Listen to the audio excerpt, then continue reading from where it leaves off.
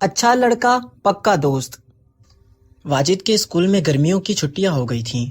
وہ امی سے ضد کرنے لگا کہ یہ چھٹیاں گزارنے کے لیے خالہ کے گھر حیدرآباد چلے۔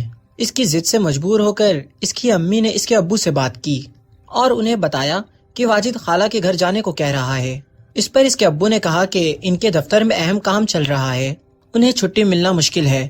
یہ ان کی مجبوری تھی جس کا واجد کی امی کو اندازہ تھا، مگر جب واجد کو انہوں نے یہ بات بتائی تو پھر بھی اس نے اپنی ضد نہیں چھوڑی اور ناراض ہو گیا۔ اس روز اس نے نہ تو دوپہر کا کھانا کھایا اور نہ ہی اپنے کمرے سے باہر نکلا۔ اپنی امی سے بات چیت تو اس نے صبح سے ہی بند کر دی تھی۔ اس کی امی کو یہ سب دیکھ کر افسوس ہوا۔ انہیں اس بات پر بھی دکھ تھا کہ واجد اپنے ابو کی مجبوری بھی نہیں سمجھ رہا تھا۔ چونکہ واجد ان کا اکلوتا بیٹا تھا، اس لیے امی اور ابو دونوں اس کے بہت لاڈ اٹھاتے تھے۔ اس لاڈ پیار کی وجہ سے وہ یہ سمجھنے لگا کہ اس کی بہت اہمیت ہے۔ اس بات نے اس کے اندر ضدی پن پیدا کر دیا تھا، جس کی وجہ سے وہ کچھ خود سر بھی ہو گیا تھا۔ ہونا تو یہ چاہیے تھا کہ وہ اپنے ماں باپ کی محبت کی قدر کرتا، ان کا کہنا مانتا، ان کی خوشی میں خوش رہتا، خوب دل لگا کر پڑھتا اور گھر کے کام کاج میں اپنی امی کا ہاتھ بٹاتا، مگر وہ یہ سب کچھ نہیں کرتا تھا۔ اس کی امی بار بار کہتی تو وہ اسکول کا کام کرنے بیٹھتا۔ وہ گھر کے کسی کام میں بھی ہاتھ نہیں لگاتا تھا۔ اسکول کا کام ختم کر کے وہ ہر وقت کھیل کود میں مصروف رہتا یا پھر کارٹون دیکھتا رہتا۔ ضد کر کر کے وہ اپنی ہر بات منوا لیتا تھا۔ اس کی امی اگر اسے کسی کام کو کہیں تو وہ یا تو سنتا ہی نہیں تھا یا پھر انکار کر دیتا تھا۔ رات کو جب اس کی امی نے اس کے ابو کو بتایا کہ واجد ضد میں آ گیا ہے تو اس کے ابو بولے، واجد بچہ ہے، اس میں اتنی سمجھ نہیں ہے کہ وہ ہماری اور تمہاری مجبوریاں سمجھے۔ اس چھٹی میں اس کے دوست بھی اپنے اپنے رشتہ داروں کے یہاں جا رہے ہوں گے، اسے بھی شوق ہو رہا ہے، تو پھر ہمیں کیا کرنا چاہیے؟ واجد کی امی نے کچھ حیرت سے پوچھا۔ اس کی خالہ کون سا دور رہتی ہیں؟ کراچی اور حیدرآباد کا فاصلہ زیادہ تو نہیں؟ کل اتوار ہے، اپنی گاڑی میں 2-2.5 گھنٹے میں حیدرآباد پہنچ جائیں گے، تم اپنی بہن سے بھی مل لینا۔ مگر وہ تو وہاں چند روز رہنا بھی چاہتا ہے، اس کی امی بولی۔ ہم اسے وہاں چھوڑ کر شام تک واپس لوٹ آئیں گے۔ اچھا ہے، وہ ہفتہ 10 دن اپنے کزنوں کے ساتھ رہ لے گا، اس کے ابو نے کہا۔ مگر میرا دل تو اسی میں پڑا رہے گا، اس کی امی کچھ الجھ کر بولی۔ تو پھر تم بھی اسی کے ساتھ وہاں رک جانا، اس کے ابو نے کہا، تاکہ آپ یہاں ہوٹلوں کے کھانے کھا کھا کر بیمار پڑ جائیں۔ ٹی وی میں دیکھتے نہیں ہیں کہ ہوٹلوں میں کھانا کس قدر خراب چیزوں سے بنتا ہے، اور ان کا پانی تو بہت ہی گندا ہوتا ہے۔ پیٹ کی کتنی ہی بیماریاں گندے پانی سے لگتی ہیں۔ میں تو وہاں نہیں ٹھہروں گی۔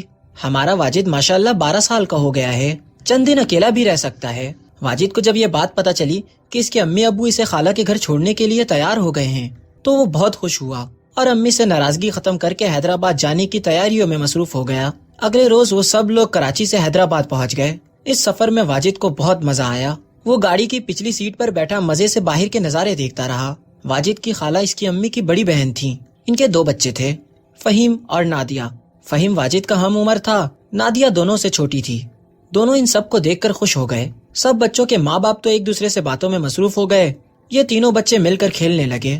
کھیلتے کھیلتے اچانک فہیم کو کچھ یاد آیا۔ واجد میں ابھی آتا ہوں، یہ کہہ کر وہ اٹھا اور کمرے کے دروازے کی طرف بڑھا۔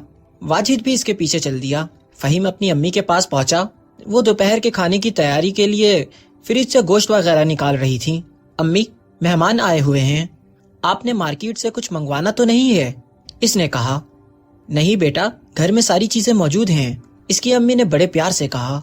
اچھا، میں کسی کام میں آپ کا ہاتھ بٹاؤں؟ فہیم نے پھر پوچھا۔ کوئی کام ہوگا تو میں تمہیں بلا لوں گی، اس کی امی مسکرا کر بولی۔ تم اطمینان سے واجد کے ساتھ کھیلو، وہ کتنے دن بعد یہاں آیا ہے۔ واجد سوچ میں پڑ گیا۔ فہیم کی امی نے تو اس سے کسی کام کا کہا بھی نہیں تھا۔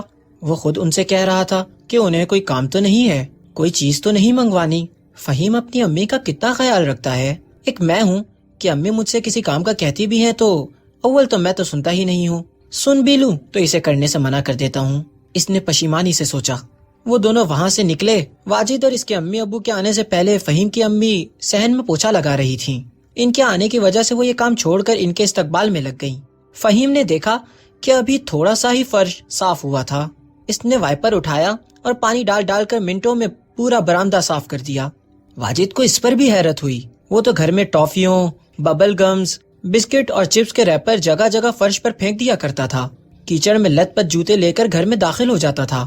اس کی امی بیچاری صفائی کرتی پھرتی تھی اور وہ صفائی میں ذرا بھی ہاتھ نہیں بٹاتا تھا۔ اپنی اس حرکت پر اسے شرمساری محسوس ہونے لگی۔ برآمدے کی صفائی سے فارغ ہو کر فہیم نے ہاتھ دھوئے اور واجد سے بولا، आओ अब हम बैठकर मजे से वीडियो गेम खेलेंगे। परसों मैं गेम की नई सीडी लाया था। वाजिद इसके साथ चल दिया। वो लोग ड्राइंग रूम से गुजरने लगे तो फहीम के पापा बाहर जाने के लिए उठने लगे। वो उन्हें देखकर मुस्कुराए और फिर फहीम से बोले, मैं वाजिद के अब्बू के साथ जरा बाहर जा रहा हूँ, हम थोड़ी देर में आ जाएंगे। क्या आप गाड़ी में जाएंगे? फहीम ने पूछा।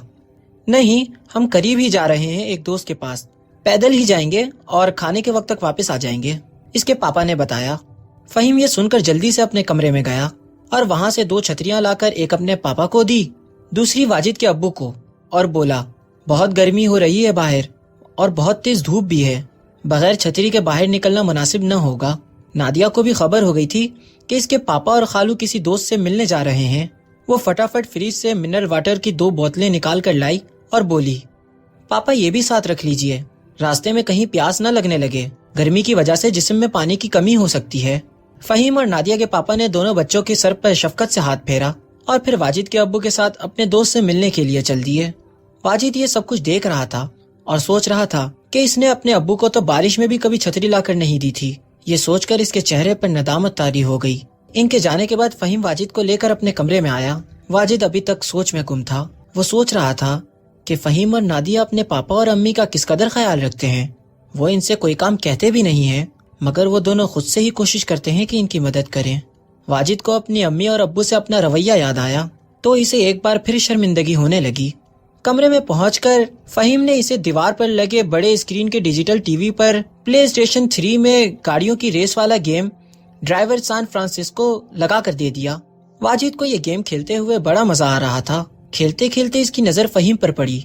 वो नीचे कालीन पर बैठा अपने और अपने पापा के जूतों पर पॉलिश कर रहा था। वाजिद को अपनी तरफ मुतवज्जा देखा तो मुस्कुरा कर बोला, मैं रोज अपने और अपने पापा के जूतों पर पॉलिश फेरकर उन्हें चमका देता हूँ, मेरी अम्मी पॉलिश करती हैं। वाजिद ने गाड़ी को फुटपाथ पर चढ़ाने से बचाते हुए कहा, मैं सोचता हूँ अम्मी को पूरे घर के काम देखने पड़ते हैं, वो सुबह से रात तक कामों में ही लगी रहती हैं। मैं और नादिया पूरी कोशिश करते हैं कि छोटे छोटे कामों में इनके हाथ बटाएं। हम तो जब अम्मी कपड़े धोती हैं तो इसमें भी इनका हाथ बटाते हैं।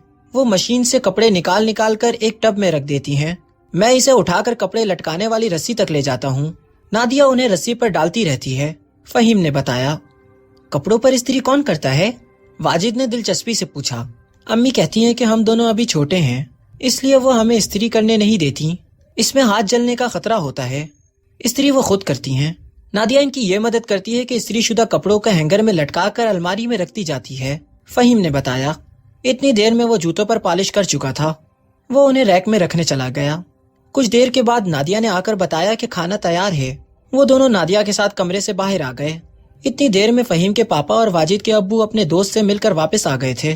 फहीम के पापा ने कहा, शुक्रिया बच्चों, तुम्हारी छतरियां और पानी की बोतलें गर्मी में बहुत काम आई हैं। धूप बहुत तेज थी, जिस्म का पानी फौरन ही खुश्क किए दे रही थी। ये सुनकर फहीम और नादिया खुश हो गए और अपना एक एक हाथ फिजा में बुलंद करके उन्हें आपस में टकरा कर खुशी का इजहार किया। सब लोग खाने की टेबल पर बैठे थे। वाजिद और फहीम की अम्मियों ने मिलकर खाना पकाया था। खाने में मटन बिरयानी, कबाब, कोरमा और दाल थी। मीठे में मजेदार खीर और फ्रूट कस्टर्ड था। इन चीजों की खुशबू ने इनकी भूख बढ़ा दी थी।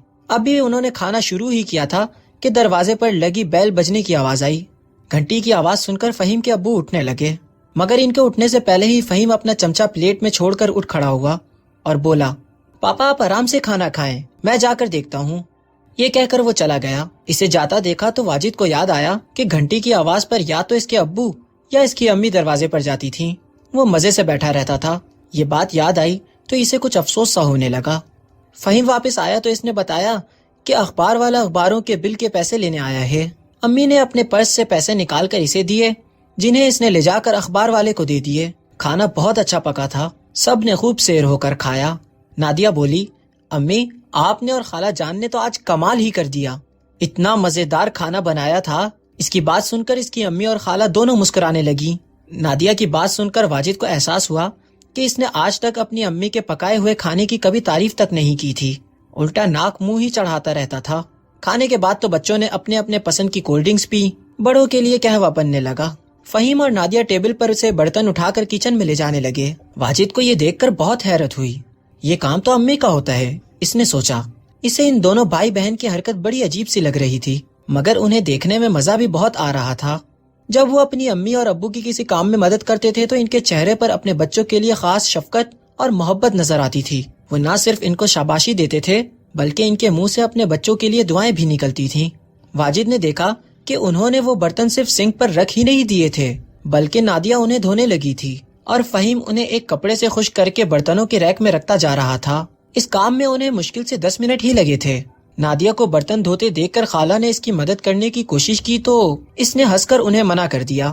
فہیم کی امی نے مسکراتے ہوئے اپنی بہن سے کہا، میں بھی اس طرح کے کاموں میں ان کی مدد کرنے کی کوشش کرتی ہوں مگر یہ مجھے بھی ہاتھ نہیں لگانے دیتے، لیکن ایک بات ہے، یہ اکثر کاموں میں میرا ہاتھ بٹاتے ہیں جس سے مجھے بہت آسانی ہو گئی ہے۔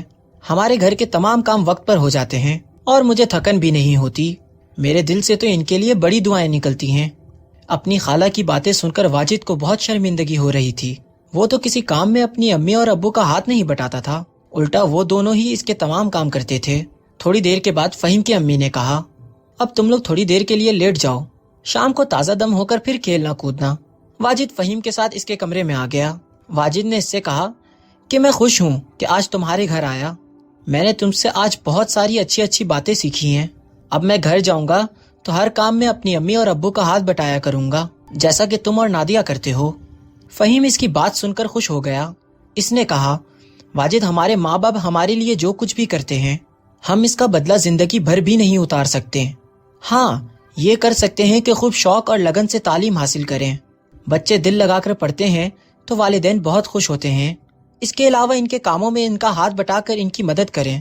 نادیہ اور میں جب امی کا کوئی کام کرتے ہیں تو وہ ہمیں دل سے دعائیں دیتی ہیں اور خوش ہوتی ہیں۔ پاپا بھی ہمیں بہت شاباش دیتے ہیں۔ ماں باپ کی دعائیں دنیا کی سب سے قیمتی چیزیں ہوتی ہیں۔ ان باتوں کی وجہ سے مجھ میں اور نادیہ میں ایک اچھی بات پیدا ہو گئی ہے کہ ہم اپنا ہر کام اپنے بنائے ہوئے ٹائم ٹیبل کے مطابق کرتے ہیں، جس سے ہمیں بڑی آسانی ہو جاتی ہے۔